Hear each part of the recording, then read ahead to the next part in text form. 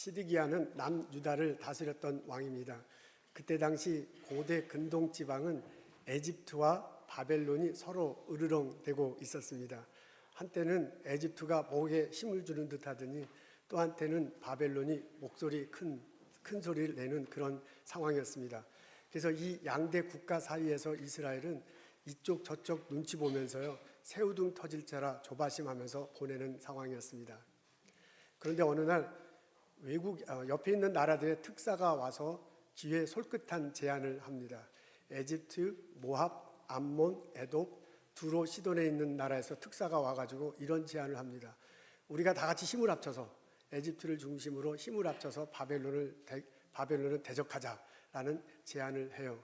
이 제안을 듣고 귀족과 왕족들이 막 귀에 솔깃했습니다. 왜냐하면 몇 년 전에 바벨론이 침공을 해가지고요, 성전의 기물들을 가지고 갔고 그 다음에 왕족과 귀족의 자녀들을 볼모로 잡아간 적이 있기 때문에 그렇습니다. 그것만 생각하면 막 속이 아프고 힘이 들어요. 그런 아픔이 있기 때문에 그래요. 근데 이번에 만일 반바벨론 세력이 형성돼서 바벨론을 치면 이 기회에 에집트를 도우면 자기네들에게 좋은 기회가 올 것으로 여겨졌습니다. 이렇게 해서 만일 바벨론이 없어진다면 에집트 한 단일 국가로 형성될 거다.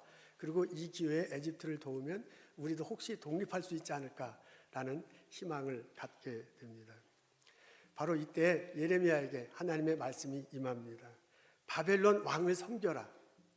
그러면 너희들이 살 것이다. 그렇게 하지 않으면 전쟁, 기근, 연병으로 인해서 너희들이 멸망받을 것이다 라고 말해 주십니다. 예레미야에게 나타날 때 하나님이 먼저 하나님께서 이 세상을 만드시고 이 세상을 주관하신 분임을 밝히십니다. 그러면서 뭐라고 하냐면은 내가 내 마음대로 나의 소견에 옳은 대로 내가 땅을 이 사람에게 이 국가에 저 국가에 맡길 수 있는 존재다라고 본인을 밝히십니다. 그러면서요, 지금은 바벨론 왕 느부갓네살에게 이 땅과 짐승들을 맡겼다고 말하면서요, 바벨론 왕 느부갓네살 순종하며 살아라. 그러면 너희들이 살 것이다라고 말해 주십니다. 하나님은 이 명령을 예레미야에게 상징적 행동을 하면서까지 예레미야가 이 말을 전하는데 상징적 행동까지 합니다. 하나님께서 말씀하셔서요, 소멍에 있잖아요. 소멍에를 나무로 만들고 그것을 가죽끈으로 묶어서 자기가 마치 소처럼 이렇게 합니다. 이렇게 맵니다. 그 다음에 왕들과 귀족들 그리고 특사들이 있는 곳에 가서요, 이렇게 외칩니다. 하나님께서 말씀하시는데 바벨론을 섬기라고 합니다. 그렇게 해야 우리가 산답니다 하고 전합니다. 그래야 이것이 우리들이 해야 할 일이다. 그런데 그 시간에 예기치 않은 일이 벌어졌습니다. 예언자 중에 하나냐라는 사람이 있는데 이 사람이 갑자기 등장해가지고요, 바벨론이 멸망할 것이다 라고 예언합니다. 내가 하나님한테 들었는데 하나님께서 말씀하시기를 2년 안에 바벨론 왕이 죽을 것이다. 그리고 그 2년 안에 우리가 뺏겼던 성전 가구들, 성전 기구들 이것이 돌아올 것이다. 그리고 그 2년 안에 우리의 잡혀갔던 동포들이 돌아올 것이다 라고 선포를 합니다.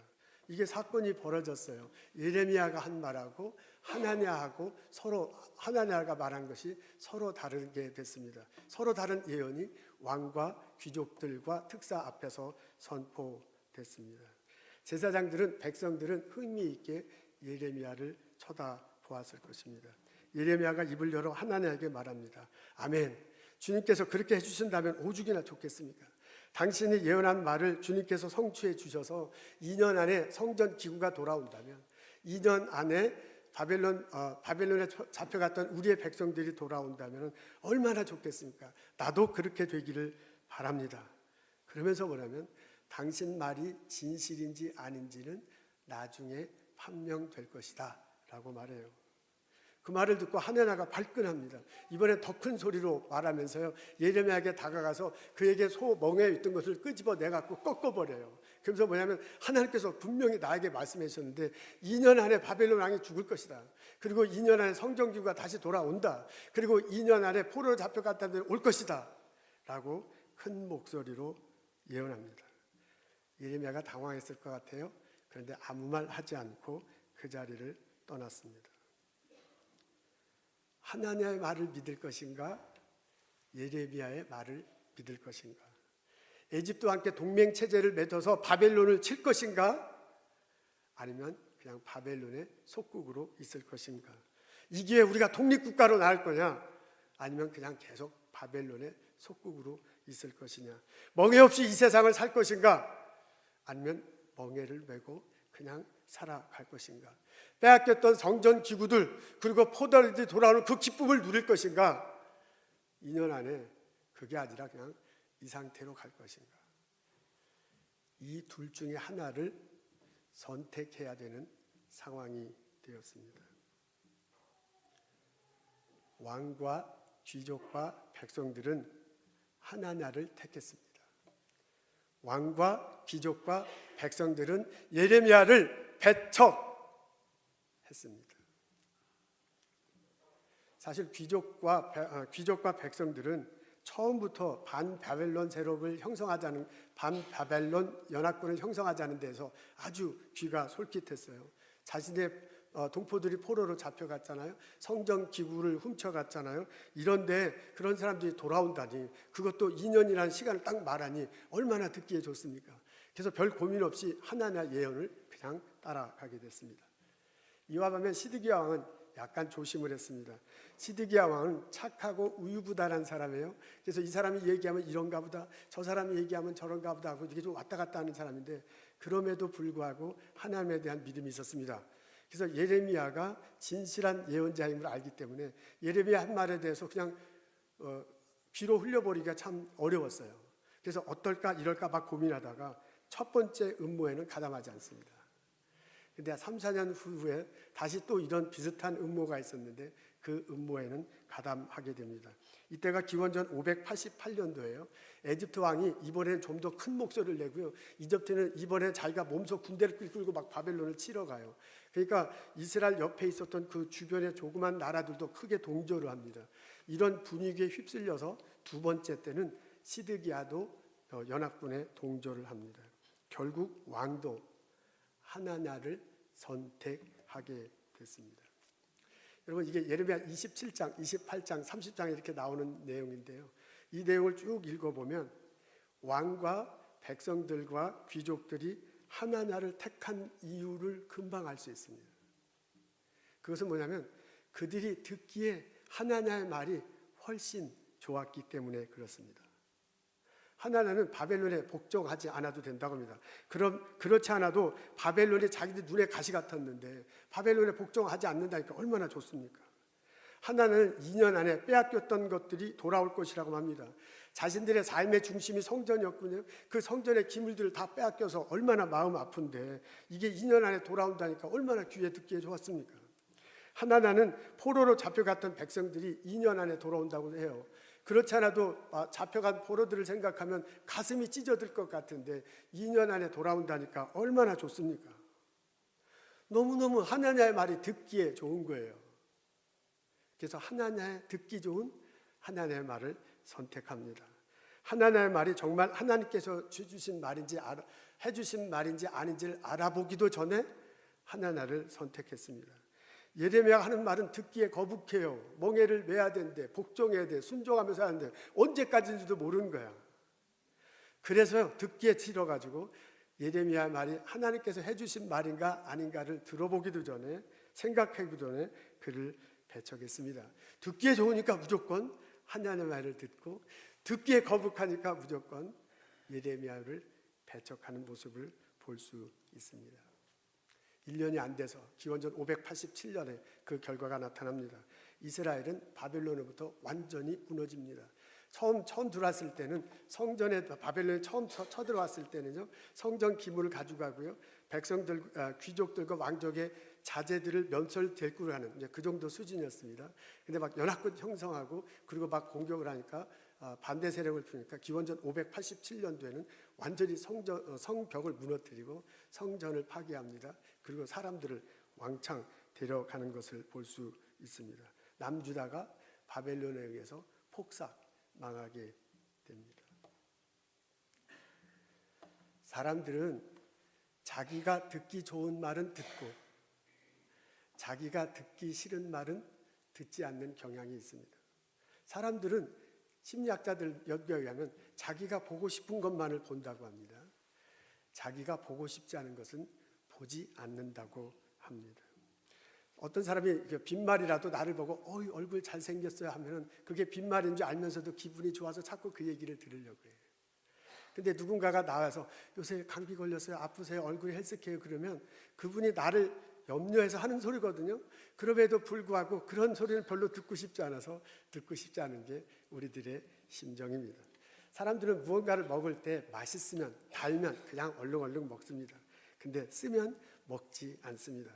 그래서 달면 삼키고 쓰면 뱉는다는 속담이 나올 정도입니다. 그게 일반적으로 저와 여러분 우리들 모두의 심정이고 그게 우리들의 내심입니다.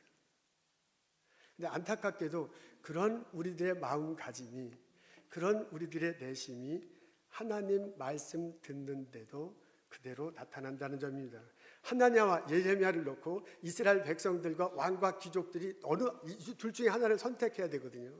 근데 자기의 듣기에 좋은 대로, 자기가 보고 싶은 대로, 자기가 마음 가는 대로 하나냐를 택했는데 그 마음가짐이, 그 태도가 사실 어떻게 보면 나와 여러분 우리들 모두에게도 있다는 점입니다. 교회에 오면 듣고 싶은 말씀이 있습니다. 위로하고 사랑하고 축복하고 평안, 그런 내용들입니다. 힘들게 사는 이민자 생활을 이해하고요, 이런 말씀으로 격려해주면, 위로해주면 얼마나 좋겠습니까? 그게 우리들의 일반적인 바람입니다. 여러분, 교회에 와서 듣고 싶지 않은 내용도 있습니다. 봉사한다, 11조를 비롯한 헌금을 한다, 십자가를 지고 희생한다, 죄 회개, 이런 내용 들으면은 그냥 별로 이렇게 듣고 싶지 않습니다. 그냥 늘상 우리 이민 생활하면서 특히 보스턴에서 막 경쟁해서 살아가면서 얼마나 많은 스트레스를 받아요. 그렇게 스트레스 받고 살아가는데 교회 와서도 막 그 스트레스 받는 내용 듣고 막 푸시 좀 안 해줬으면 좋겠습니다. 달달한 것이 좋습니다. 여러분, 씁쓸한 것은 별로 싫습니다. 뭐 이렇게 노골적으로 말하는 분은 없지만, 그렇지만은 이것이 일반적인 우리들의 욕구입니다. 여러분, 이런 내심은 금방 알 수 있습니다. 축복을 말하고요, 비전을 말하고요, 은혜를 말하면은 그냥 아멘 소리가 많이 나오고요, 그리고 얼굴도 밝아집니다. 그리고 분위기가 이거 느껴져, 이렇게 야업해요. 그리고 예배 끝나고 난 다음에 은혜 받았다는 소리를 제법 듣습니다.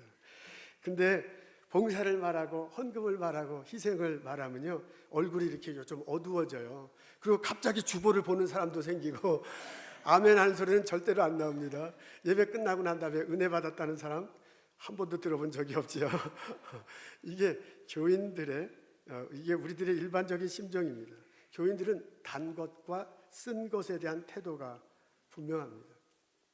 그러다 보니까 말씀을 전하는 저도 때로 우리가 평신도로서 말씀을 가리키는, 이제 성경 공부를 인도하거나 속회를 인도하거나 그런 위치에 설 때 있잖아요.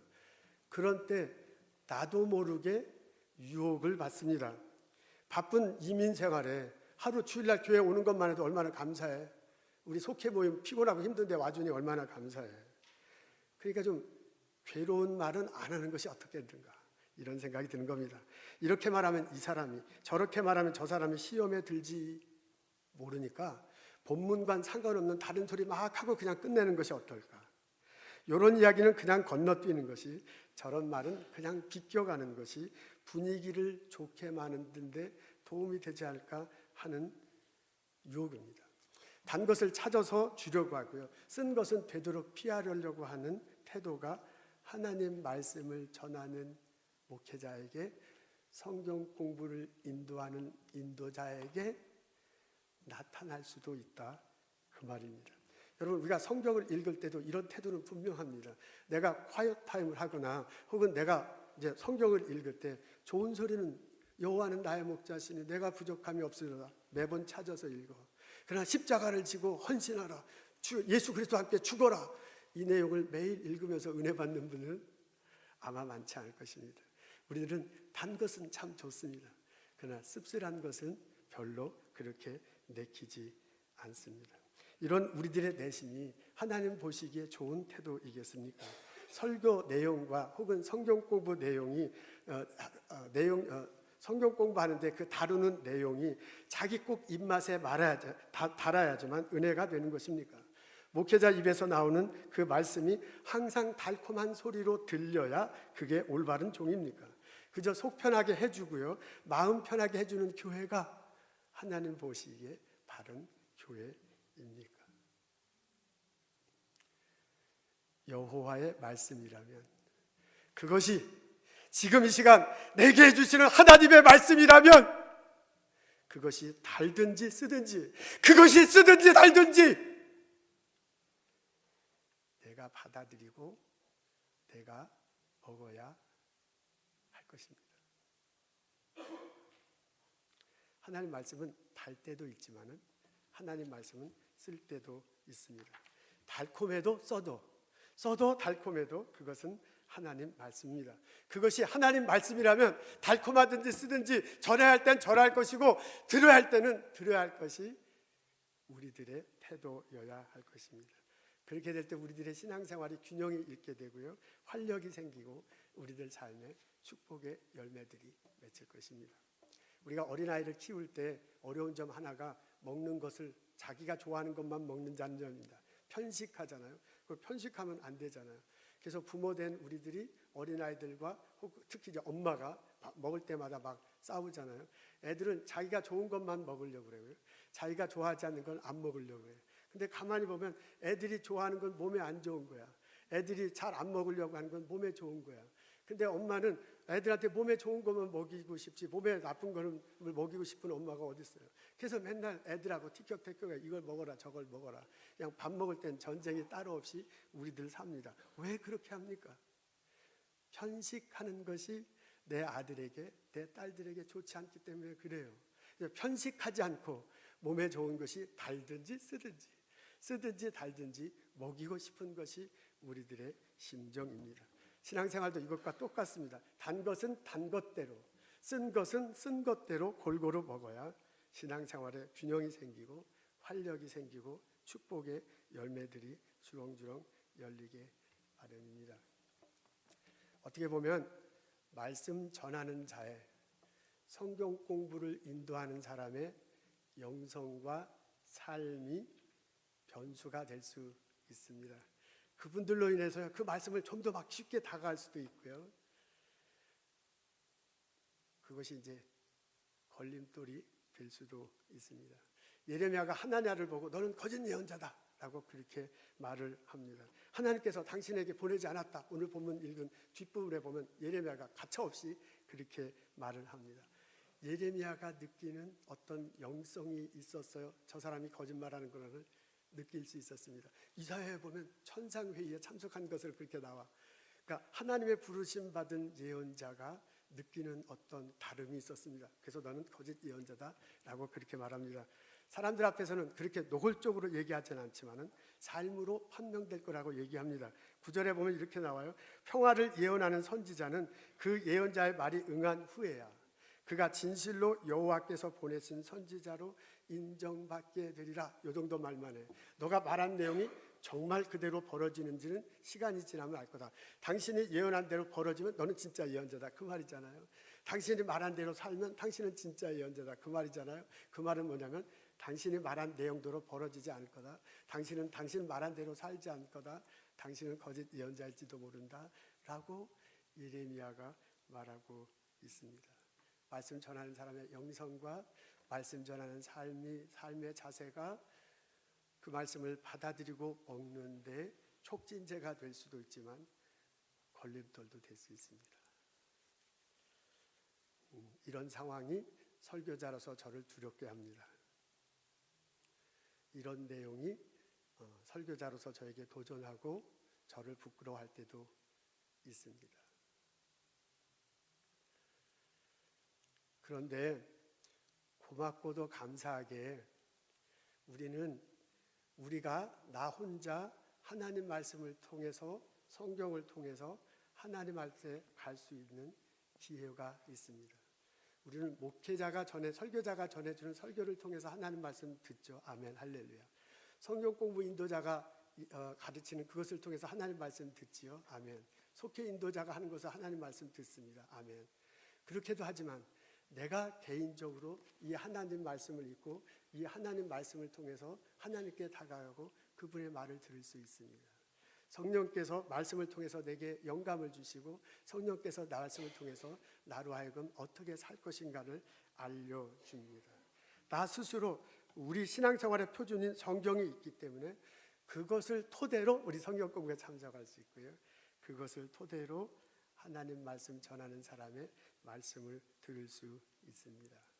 변수는 있습니다. 그러나 나의 영성을 통해서 우리는 그 변수를 상쇄할 수 있습니다. 그렇다고 보면 중요한 것은 말씀 전하는 자 하나님께서 씻으거든요. 중요한 것은 나 자신입니다. 내가 그 말씀을 하나님 말씀으로 듣느냐 안 듣느냐 하는 것은 나에게 달려 있습니다. 내가 그것을 단 것으로, 내가 그것이 쓴 것이지만 단 것으로 받아들일까 안 받을 것은 나에게 달려 있습니다. 예레미야는 하나님 말씀을 먹는다라고 그렇게 표현해요. 예레미야 15장 16절에 보면 하나님 말씀을 먹여주십시오. 그리고 그 말씀 먹은 걸 가지고 백성들과 왕 앞에 전합니다. 그 말씀을 자기가 먹을 때도 단고 쓴 거 알아. 달지만 쓰지만 이것이 하나님께서 내게 먹여주신 말씀이라 알고 그 말씀을 전해. 이건 쓴 말씀이야. 바벨론 포로가 되는 건 쓴 말씀이야. 바벨론에 순종해야 되는 건 쓴 말씀이야. 그래도 하나님께서 주신 것이기 때문에 전할 수밖에 없는 예레미야를 볼 수 있습니다. 여호와 하나님의 말씀이라고 여겨지다면 그것이 달든지 쓰든지 전하고 그것이 쓰든지 달든지 먹는 것이 우리 신앙인의 자세인 줄로 믿습니다. 이 깨달음과 우리 신앙의 실천이 우리 모두에게 있기를 주님의 이름으로 축원합니다. 여러분 이렇게 놓고 본다면 단 것을 어떻게 잘 먹을까라기보다는 쓴 것을 어떻게 잘 먹을까 우리가 신앙생활에 노력해야 됩니다. 사실 단 것은 가만히 있어도 그냥 막 둘어요. 먹고 싶으면 계속 먹게 되잖아요. 근데 쓴 것은 입맛에 맞지 않는 것을 계속 먹기는 참 쉽지 않습니다. 그래서 우리가 성경 말씀을 읽을 때도 성경 말씀을 먹을 때도 내게 단 것을 자꾸 이렇게 찾아가는 것도 좋죠. 뭐 안 읽는 것보다 훨씬 좋죠. 근데 내게 단 것은 조금 이렇게 홀드해 놓더라도 내게 쓴 것은 내가 가고 싶지 않은 것은 의도적으로 자꾸 다가가서 받아들이고 읽으려고 하고 그 다음에 먹으려고 해야 할 것입니다. 이스라엘 백성들은 달다고 하나님의 말을 들었습니다. 이스라엘 백성은 쓰다고 예레미야를 배척했습니다. 그 삶의 결과로 하나님 말씀과는 전혀 다른 삶을 선택하게 되고요. 이스라엘이 망하게 됩니다. 여러분 하나님 말씀이 항상 달고 오묘하기만 하겠습니까? 근데 우리는 달고 오묘한 그 말씀이 있는데 이 달다는 것에 현혹이 되어갖고 하나님 말씀 항상 달아야만 된다는 것 같겠는데 오묘하다. 근데 이렇게 오묘하다는 말이 진짜 오묘한 거잖아요. 오묘하다는 게 처음엔 입맛은 쓴데 나중에 점점 막 이렇게 씹어보면 단 게 느껴지는 게 있잖아요. 그래서 오묘한 것이잖아요. 처음 내 생각하는 하고는 나중에 달라지는 거예요. 그러니까 성경 말씀은 단 것이 있는 게 아니라 쓴 것도 있고요. 쓴 것도 나중에 보면 그게 진짜 단 거야. 그게 진짜 내 생명을 살리는 거야. 그런 말씀들이 참 많습니다. 그래서 달고 오묘한 그 말씀이라잖아요. 그 오묘한 말씀이 쓴 말씀이거든요. 쓴 말씀에 귀 기울이고 쓴 말씀을 먹으려고 애를 써야만 합니다. 봄에 심은 과일나무가 열매를 맺기 위해서는 항상 햇빛만 쨍쨍쨍 내리쳐서는 풍성한 열매를 맺기가 곤란합니다. 바람도 불어야 돼요. 비도 와야 됩니다. 여러분 바람이 쌩쌩쌩 불면 이 나무가 넘어지지 않게 뿌리를 자꾸 내리고요. 줄기가 막 굵어지고요. 가지를 많이 쳐. 그래서 거기에 이제 풍성한 열매가 맺는 거잖아요. 그러고 난 다음에 이제 비가 오면 비가 이렇게 땅에 이렇게 모였다가 나중에 시내가 되고 강이 되고 그 나무가 뿌리를 쭉 뿌렸던 나무가 비를 뽑아들여서 열매를 맺는 것을 알 수 있습니다. 항상 햇빛만 있다고 그래서 좋은 열매가 맺히지 않습니다. 비바람도 있고 난 다음에 햇빛이 있어야 좋은 열매가 맺혀지게 말합니다. 쓴맛, 단맛 다 보고요. 단맛, 쓴맛 다 보며 인생 살고 신앙생활 하신 어르신들 우리 만날 수 있습니다. 성숙한 신앙인의 모습이 단 것만 계속 먹어서 나오지 않습니다. 쓴 것 쓴 그대로 먹고 단 것은 단 것을 먹고 그것이 오묘한 말씀으로 받아들이고 살아온 신앙의 선배들이 성숙한 모습으로 우리들과 같이 이렇게 신앙생활하고 있습니다. 쓰더라도 하나님 말씀으로 여겨지면, 이것이 내게 주시는 말씀이라고 받아들여지면, 생각되면 받아들이고 먹고 신앙생활 해야 할 것입니다. 하나님 말씀에 여러분 마음을 활짝 여십시오. 내가 듣기에 좋은 소리인가 쓴 소리인가 라는 것으로 받아들이지 말고, 이것이 하나님 말씀인가, 이것이 이 시간 보스턴에 살고는 나를 향한 말인가로 분별하고 그렇게 여겨지면 그것이 쓸든지 단든지, 그것이 달든지 쓰든지 받아들이고 먹고 신앙생활하는 나와 여러분 되시기를 주님의 이름으로 축원합니다. 그렇게 될 때 나의 신앙생활에 균형이 이루어질 것입니다. 그렇게 될 때 내가 활력 있는 신앙생활을 할 것입니다. 나를 통해 많은 열매가, 나를 통해서 이웃들과 나와 함께 일하는 사람들, 내가 가르치고 연구하는 학생들, 연구원들을 나누어 줄 수 있는 열매를 맺게 될 것입니다. 이 축복이 우리들 모두에게 있기를 주님의 이름으로 축원합니다. 초대교회가 형성할 때 형성할 때 일입니다. 처음에 제자들이 예수님 떠나고 난 다음에 무서워서 다락방에 들어가잖아요. 거기서 숨어 있다가 할 일 없으니 기도나, 그건 아닐 거야. 우리 기도나 합시다. 다 같이 기도해. 근데 막 성령께서 강하게 임해요. 처음엔 무서워서 다락방 들어갔다가 나중에 이러서는 안 된다고 막 나가서 외칩니다. 그러면서 구약 성경을 쫙 훑잖아요. 이스라엘 역사를 쭉 하면서 예수님을 너희들 죽였는데 그 예수님 하나님 살리셨다. 이 예수님 믿고 구원받는다라는 내용의 설교를 쫙 합니다. 근데 막 이렇게 한참 설교를 하는데 핵심은 딱 하나예요. 십자가 다시고 부활하신 예수님, 그분을 믿어서 구원받는다는 거예요. 그걸 이스라엘 유대인들에게 전합니다. 근데 베드로와 요한, 사도행전 2장에 보면 베드로와 요한이 그 말을 전할 때 듣는 사람 중에 반응이 거기에 나와 있습니다. 그들이 이 말을 듣고 마음에 찔려 가지고서요, 베드로와 다른 사람에게 물어 이르되 형제들아 우리들이 어찌하면 좋겠는가 라고 그래요. 마음에 찔렸어요. 십자가 되시고 부활하신 예수님의 얘기를 들으니까 마음에 찔려가지고 어떻게 하면 좋겠냐. 그래서 베드로가 요한이 제자들이 말하잖아요. 회개해야 된다.